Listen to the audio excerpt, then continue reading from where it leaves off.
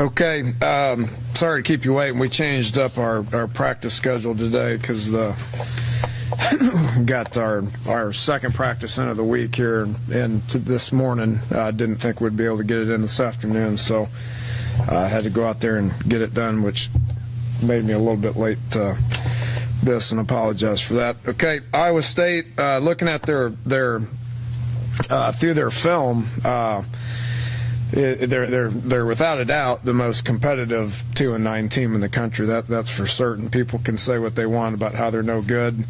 They've been in plenty of games. Had a chance to win against Texas Tech. Recently against TCU. Halftime against OU, it was tied, I think. And then last week they saw them beat Kansas 35-0. So extremely competitive football team. They are what they usually are, which is well coached. They're extremely sound with their schemes. They're an incredibly tough outfit that plays with a bunch of effort and a bunch of energy, and it will be a tremendous challenge for us, as it is every week in the Big 12. It seems like they've found their identity offensively. Going with, how do you pronounce that? Roach? What is that? Grant. How do you pronounce that last name? I'm not quite sure how you do it. Redshirt freshman, but they're doing a lot of good things with them. They've got a bunch of depth. They got three really good running backs that they get the ball to a good bit. A couple of receivers that look good. Huge offensive line. They're extremely big. But really sound and well coached, and just do a good job. Defensively, same thing. We all know Wally does a great job for them, and they don't try to trick you. It's one of the, I don't want to say more simple schemes that's out there, but they do a great job of just holding their gaps up front, playing tough. The number 52, the George linebacker guy, is just a tremendous football player. Seems like they got a linebacker like that each and every year. That's about the same type of guy. So really do a good job. They're going to make it. They're going to try to take away the run. They're going to try to outgap us. They're going to try to bring down the safeties late. Play a lot of man coverage on the outside. Seems like there's a lot of Big 12 schools going to this. I don't know what why that's happening. But over the course of the last couple of years, there's a lot of quarters coverage, a lot of zone coverage, zone blitz stuff, and it seems like it's going more towards the man coverage tendencies of adding people in the box to try to take away the run and take your chances and play man on the outside. They do the same stuff. Special teams, really good in the return units. They've got 3 kickoff returns. When we watched it today with the guys, there's about 3 more that could have got out. So they do a great job in the return units. They've given up a couple of from their coverage units. They've given up a little bit, but got a great punter. Doesn't have the numbers he had last year. I think he's dealt with some weather issues that have prevented him from getting the numbers that he had last year.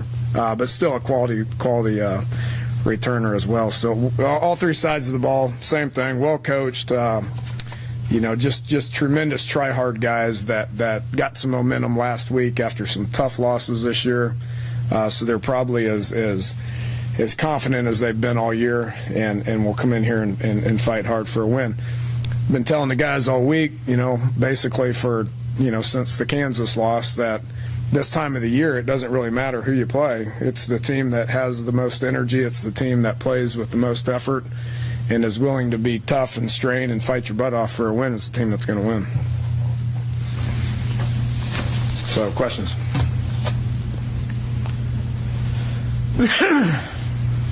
How the guys responded from Kansas? I know you were pretty downhearted after that one. You bounced back. Do you feel like the time away has kind of given them an opportunity to refocus? We'll find out. Had a good development. We got over Kansas the next day. In this game, you can't dwell on losses. You can't sit there and feel good about victories. You can for about 12 hours, and then you got to come in here and you got to get it over with, and you got to move on. So we did that last week. We've already talked about all this. Last week was a big developmental week that we practiced a lot of guys and focused on academics. And then, this week we're back to work. We don't have any other distractions with academics or anything socially going on. So it's been all about Iowa State for 2 days, and been relatively happy with the way the guys are preparing. And until we get smacked in the mouth on Saturday, we'll see how they respond. Talk so much about that developmental time with some of the guys who are typically on scout team. Did you find anything out that maybe you didn't know about giving them more reps and more looks during that week? No, it's 3 days, So you meet with them, you rep them, you try to teach them, and the developmental stuff is going to happen whether you. Just time is what they need more than anything, but just being able to practice them and meet with them for 3 days is certainly not going to hurt anything. And it's all through football. Baylor beats you guys beat Baylor. I mean, Baylor beats you guys. You guys beat Oklahoma State. Oklahoma State beats Baylor. Kansas beats you guys. Iowa State beats Kansas. What's the explanation for why this happens almost every week somewhere? Yeah, it's just parity in college football. I've been talking about it within the Big 12 a good bit, but the truth of the matter is it's happened within the Big East too for the 3 years prior to that.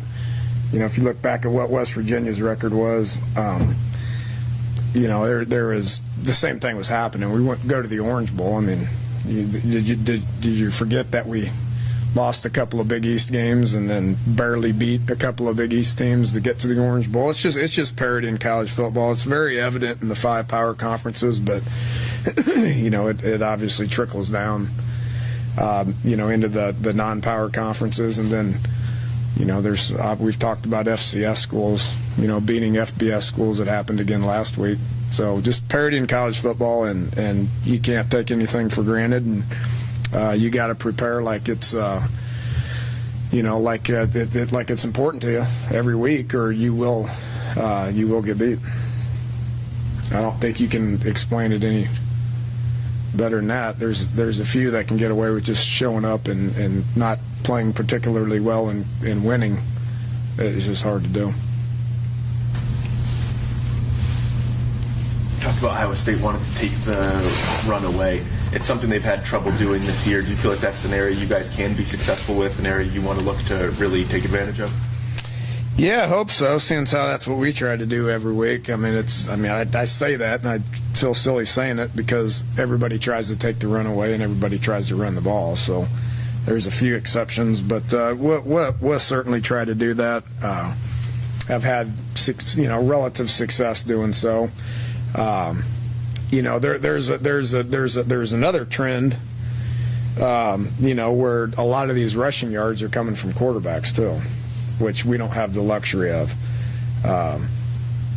Or I could lie and say that we put in the zone read power with Paul, and that would be fun. But there is, just watching it, a lot of rushing yards that Iowa State's giving up has been from quarterbacks. So we got to, we're not going to try to get 300 yards rushing with trying to rush our quarterback a bunch to get him a whole bunch of that chunks of yardage. So we're going to do what we do offensively, which is try to establish the run. And when they start adding people too quickly, then we're going to throw the ball. Dane, it's unusual that we catch you on a Tuesday when you've practiced twice already. Have you found out anything about your quarterback situation? Yeah, it won't be Ford. It's just he's just not. He could go in and piece it together if we needed to, but we're just going to let him sit there and use him as we need to, and rep the other two right now. So they've taken 50% of the reps, and they're not a whole lot different now than they were a week ago or 2 weeks ago, other than Clint is cleared. So I don't know. Maybe we'll play him. Maybe we'll just rotate him. Just try to go every other play. We haven't tried that yet. They've done good. They've both done good. They're trying hard. They're practicing well. They're competing. They want to get better. I feel like we can win with either one. I really do. Clint's proven to where he's won a couple of Big 12 games. Paul's proven to where he can go in there and run the offense effectively if he stays within the scheme and what we're trying to ask him to do, which he's working hard on. Then I feel like we can win with him as well. Dane, is it too simple, or is it unfair to say that, I mean, relative to that position at quarterback, this year has been like every other one for you? You had one guy, maybe as soon as August 1st, that it could have been very different this year, or is that not fair to everything else that maybe this time? Well, there's a lot of, I mean, and I'm the first to say that we haven't had a winning performance offensively this year, not one time. So it starts with me, haven't done a good job with it. It just all the dynamics combined has obviously not been a winning effort, and that's something that will get addressed in the offseason. But I don't know. It just point the fingers at me. I didn't do a good job of coaching them. But there's a lot of different dynamics that have to exist in order to be good and have winning performances offensively, of which we don't possess any other than the fact that the guys are trying hard. What have you learned about the offense? I mean, what have you learned from this season? Obviously, it's been trying for you guys offensively that you can change heading into next year, that you can do differently to make sure that it's continuity. Continuity is the biggest thing. That's and I don't anticipate ever being in the situation that we're in this year with when it comes to continuity, lack of continuity, new quarterbacks, injured quarterbacks, new skill guys across the board, new coaches. I just don't anticipate this ever happening again.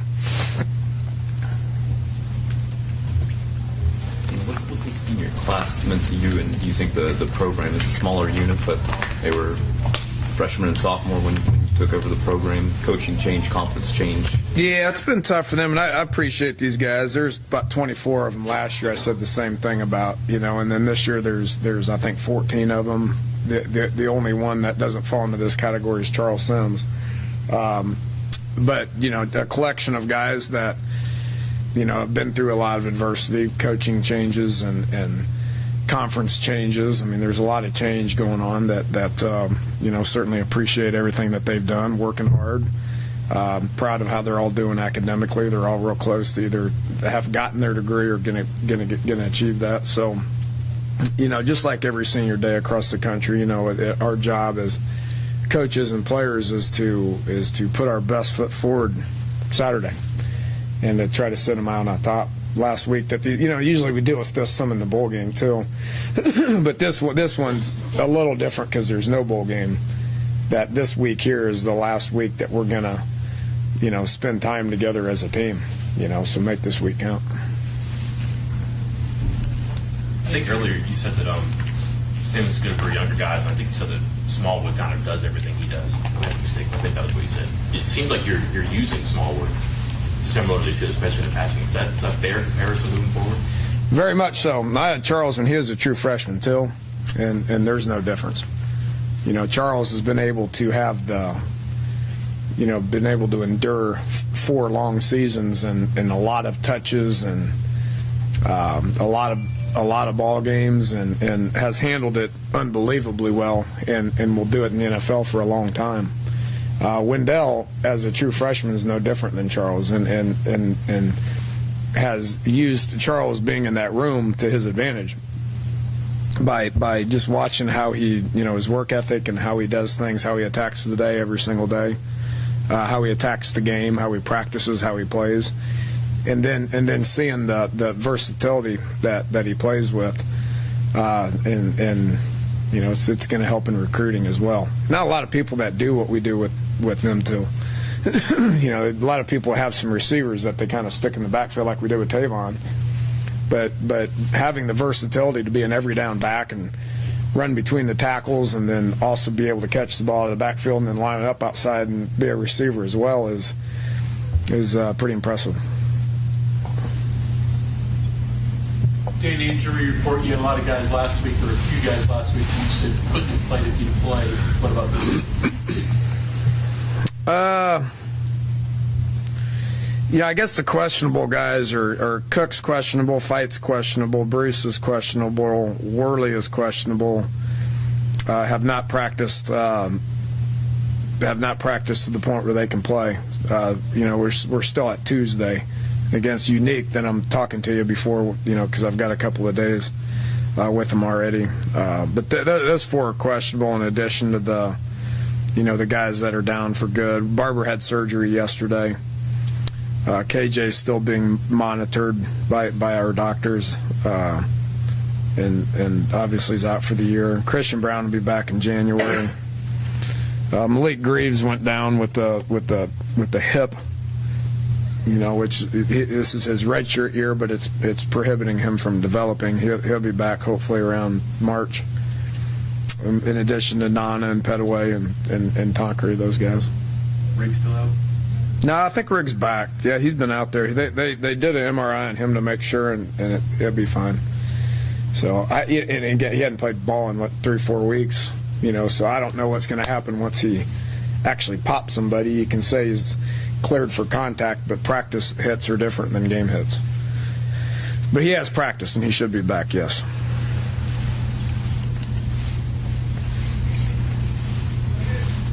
We've got Thanksgiving coming up on Thursday. I'm not sure what your plans will be to celebrate it, but what are you thankful for this year?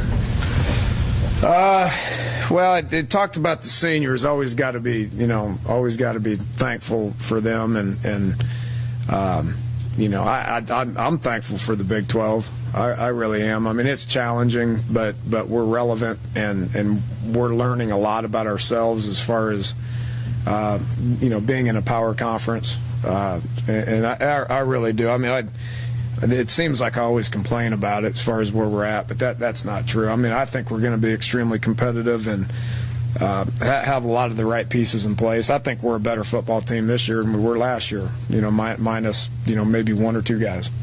Just all sides of the ball in the program, the direction of the program, the coaches, the schemes, and all that stuff. So thankful to be where we're at, and, looking forward to move forward. Okay, thanks, Coach. Thank you.